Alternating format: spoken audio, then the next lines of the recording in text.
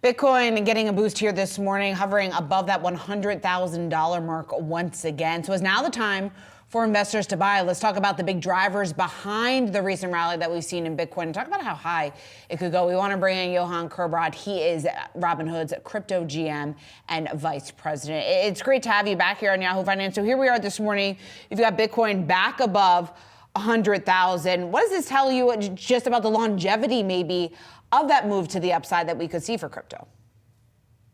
Yeah, I mean, I think, the markets speak for itself. I think after the election that we've seen in November, a lot of people are a lot more excited to get into the space because there is this idea of regulatory clarity coming up. And it's not just going to be on the retail side, but we're also seeing on the institution side with news every day of companies going into the space. So I think, this is a very good signal and strong signal to show that on the mark of the 16th anniversary of Bitcoin, there is a lot of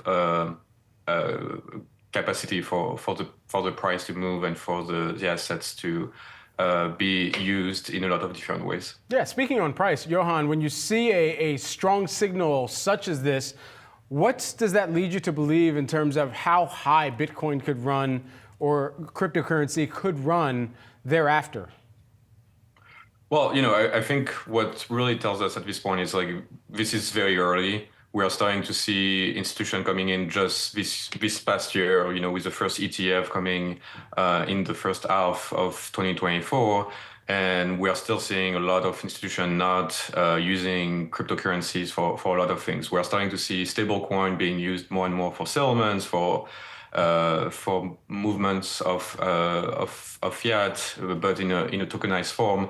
But I think we still see a lot of people waiting and seeing what is happening with the regulation. There is this idea that the next government is going to be a lot more friendly with cryptocurrencies, but at this point we still don't have clear rules and framework for the US. So I think there is a lot more that we have to see in the next few months before we can really decide how far Bitcoin can go. I've been covering this industry long enough to know that there have been several psychological milestones that have needed to be moved through. And now that we've gotten past this most recent psychological milestone, the price of $100,000 per Bitcoin, what is that next psychological marker that is the make or break from your own purview for Bitcoin?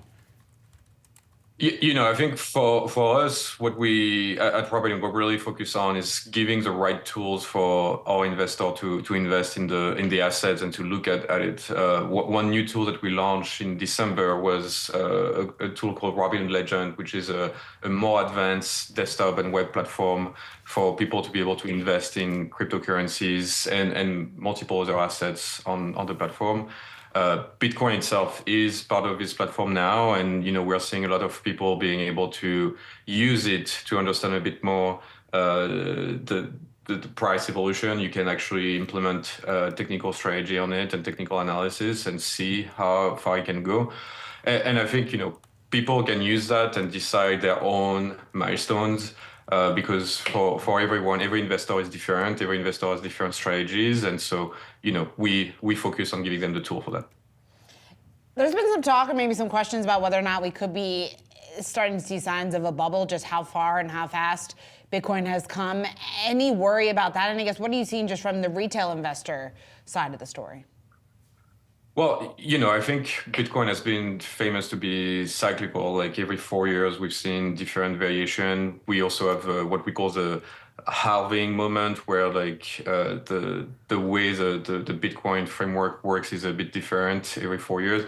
And so I think, we can see that. And so there is risk for every investment, as always, and that's why we are asking our customers to be careful and to always run their own research before investing in an asset.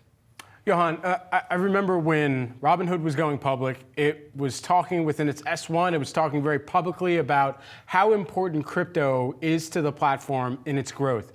Now that you've seen these major milestones marked for the cryptocurrency and you have an incoming administration, which to your point seems more crypto friendly, where does that sit in prioritization for Robinhood now versus a few years ago?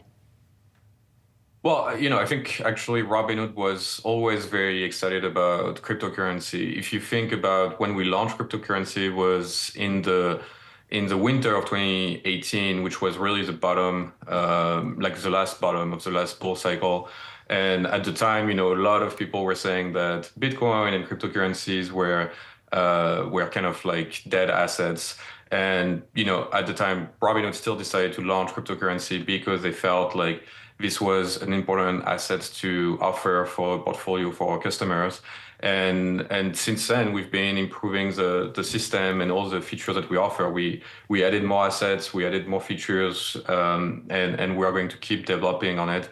And it's really part of Robinhood. We want to make sure that people can access every asset that they're interested in. I guess in those end users, are you finding that your crypto users are contributing more to the average revenue per user that you're seeing versus equities or options even?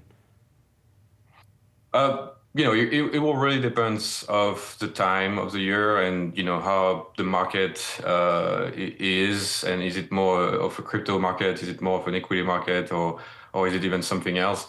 And really for us, it's less about thinking about how do we share within the company, and more how do we grab market share within the industry. Johann, thanks so much for taking the time here with us today. A lot of Thanks great for having me. insights. Thanks.